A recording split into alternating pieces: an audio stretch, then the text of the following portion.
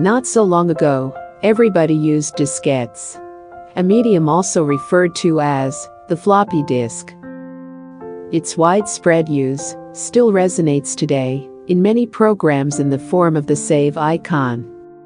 But, as time passes on, user interfaces change, meaning that soon, the floppy disk will be nothing but a faint memory.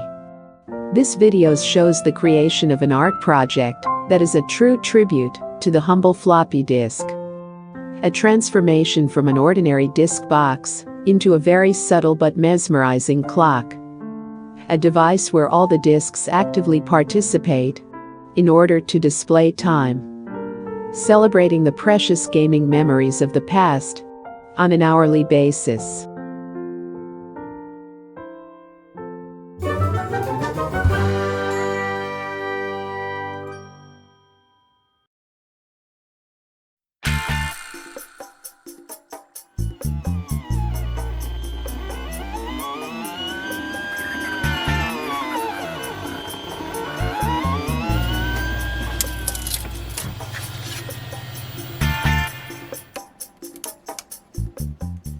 Making a simple mechanism that is able to move a single disk from a row of disks with the use of one motor is not an easy task.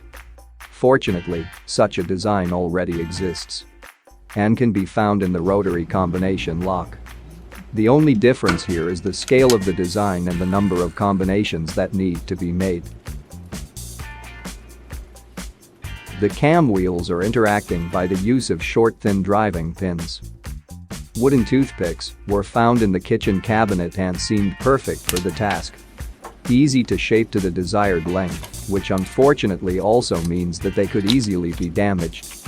Using wooden driving pins was a bad design decision. Metal paper clips would have been a better choice. All the cam wheels revolve around a common axis and are driven by a single motor connected through a gearbox. This allows the system to be compact, which is important since the mechanism needs to be hidden inside an ordinary but modified disk box. In order to determine the position of the cam wheels, a single micro switch is enough to detect the home position of the first cam wheel. All other wheels can be exactly positioned by many turns of the first cam wheel.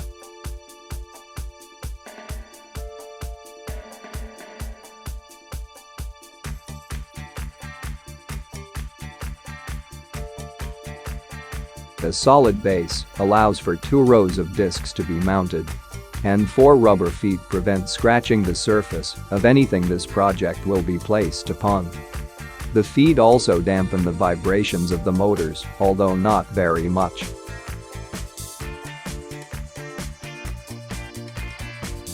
A board holding the electronics that controls everything on and around this mechanism is placed in between the space of the 2 rows of cam wheels.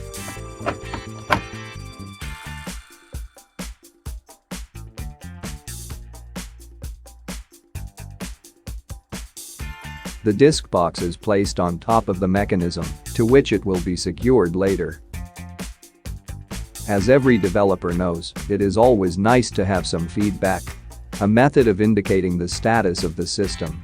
But since an ordinary display will ruin the illusion, it will be disguised as a high-tech telephone, which is just as obsolete as the disks next to it, so nobody would really notice. A nice 3D printed holder keeps the phone upright for better view of the display, but also to keep the back of the phone in place, which otherwise would require glue to prevent the back from falling off. Trying things out in the early stages of a project is important, because there is always an unexpected problem making a project more interesting.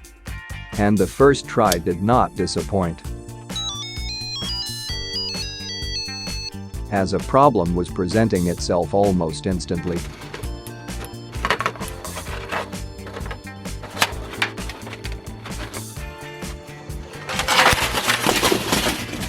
Careful examination revealed that the disks have too much friction with the rotating mechanism. And because the box wasn't secured yet, it all tumbled down. If the box was secured, it would have jammed. Either way, this needs to be fixed. The first attempt is to apply more power, which is a good thing anyway, since the motors aren't too powerful and the weight of the discs is already adding a significant load. By changing the gearing ratio from 1:1 to something like 13:72, the system becomes much stronger. A side effect is that we traded speed for power, meaning that the new setup will be more than 5 times slower. Although, this is not expected to be a problem. However, by having a more powerful driving mechanism, the problem isn't really solved. Since there was a bigger problem than friction alone. So it didn't take long before the first driving pin snapped in two. And when another wooden pin encountered the same fate, it was time to replace them all by metal ones, correcting a design flaw that could no longer be ignored. The new driving pins are made from extra-large paper clips, cut to the required length using an ordinary wire cutter. Some people say that cutting thick wire can be dangerous. But how dangerous can it be? Any idiot can cut a wire.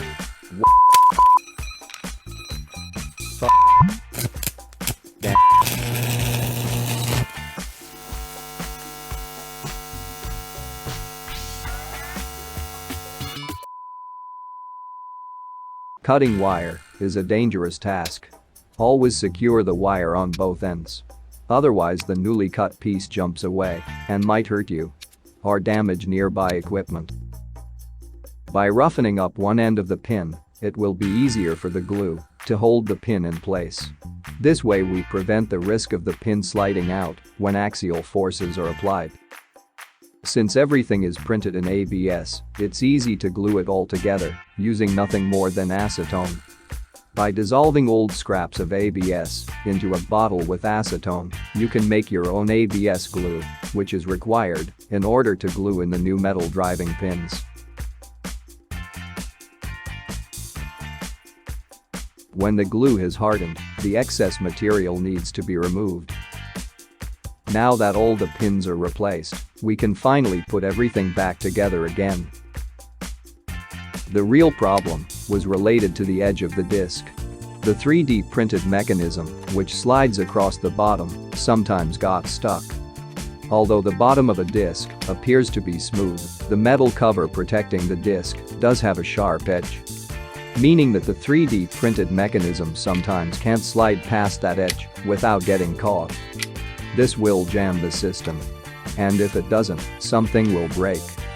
Meaning that this problem needs to be fixed.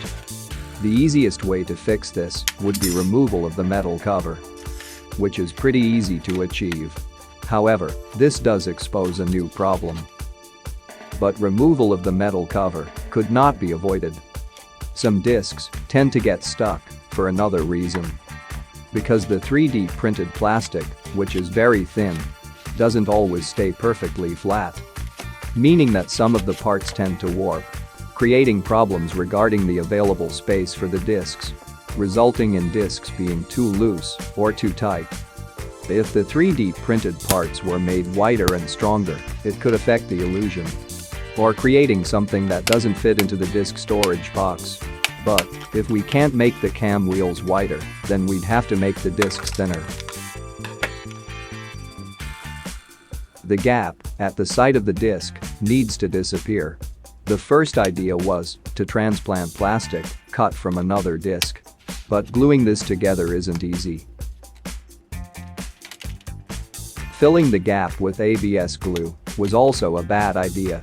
It was messy to apply, required a few days to dry, and the end result looked horrible as it caused the disc to warp. What was needed was a fast, simple and more controlled way to add plastic. Fortunately, there is an old technique that allows plastic to be added using a bit of plastic and a lot of friction. This technique is called friction welding and can be done using a simple rotary tool and a piece of 3mm filament. Although a flat and non-sticky surface are also required for this situation. A simple piece of glass will do. By creating a lot of friction between the filament and the workpiece, the plastic of both the workpiece and the filament will melt and bond perfectly. However, it is important to allow the molten plastic to cool down, because if you don't, the plastic will smear out and is more likely to accumulate at the tip of the rotating filament than to the workpiece. Getting the feeling for this comes almost automatically. Because the filament wears down pretty quickly, cool-down breaks are inevitable since the filament needs to be readjusted or replaced in the rotary tool. Allowing the user to stop. When starting again, the user will notice that it now magically but momentarily will work much better. Finally, the excess material is to be removed. Using a file or some sandpaper, a perfect finish can be achieved.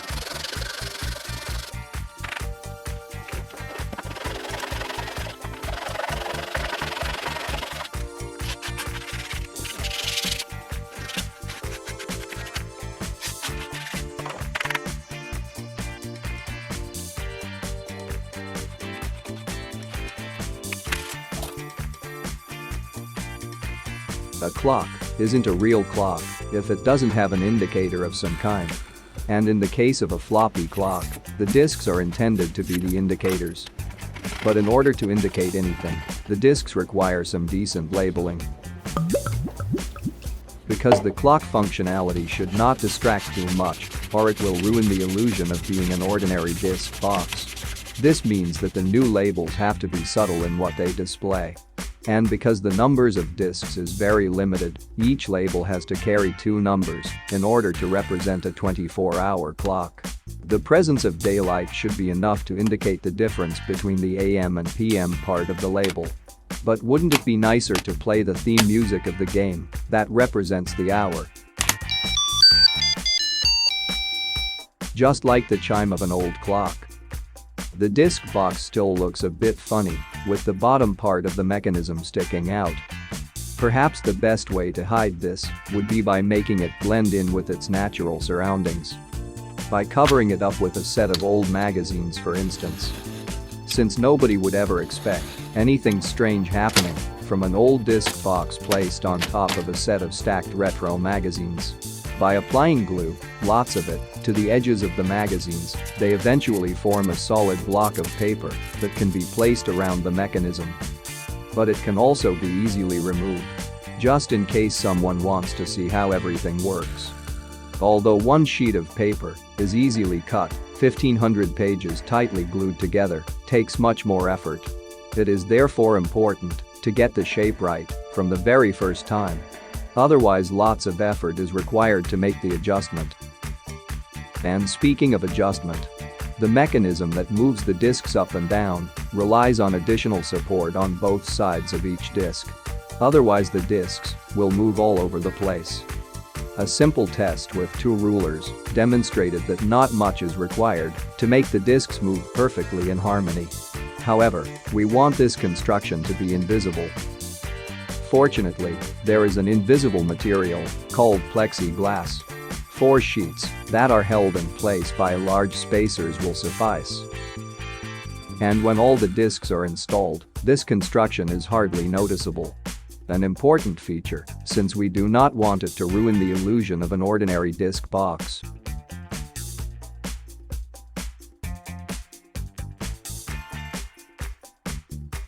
The regular hinge of the disk box is replaced by a much sturdier one, allowing the lid of the box to be fixed into a position that will not interfere with the movement of the disks.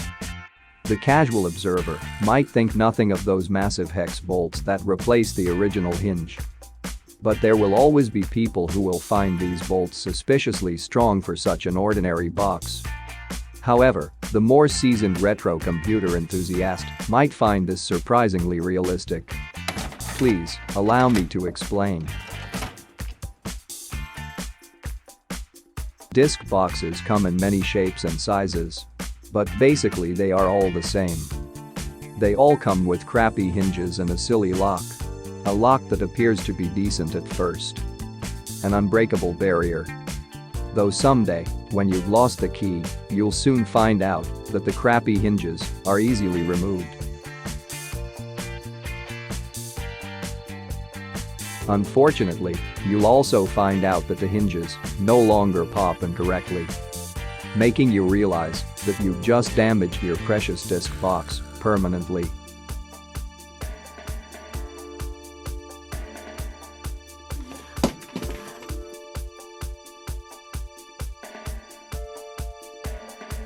And then you find the key. When replacing the hinges from your disk box, you'll start to realize that everything in that sturdy box isn't really that secure. So, on an attempt to make some new hinges, you decide to make them really strong. And when looking at the results of your professional repair, you'll notice that the locks are just as useless as those original hinges. Because every disk box is using exactly the same type of key. And that data security, in many cases, or, to be more precise, disk boxes, is mostly an illusion.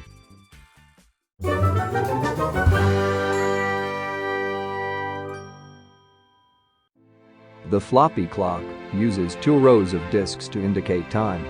The left row indicates the hours, and each disk indicates AM on one side of the label and PM on the other. The right row of disks indicates the minutes with a resolution of 5 minutes per disk. The clock also chimes every hour in the form of an RTTTL tune using a speaker located in the mobile phone. In the 90s, mobile phone users could compose these tunes themselves and use them as a ringtone. For everyone who missed this brief moment in time, please allow me to explain. RTTTL tunes are single-note tunes. Typing these in yourself is a tedious task, but back then, most young people with a phone seemed to have nothing else to do anyway.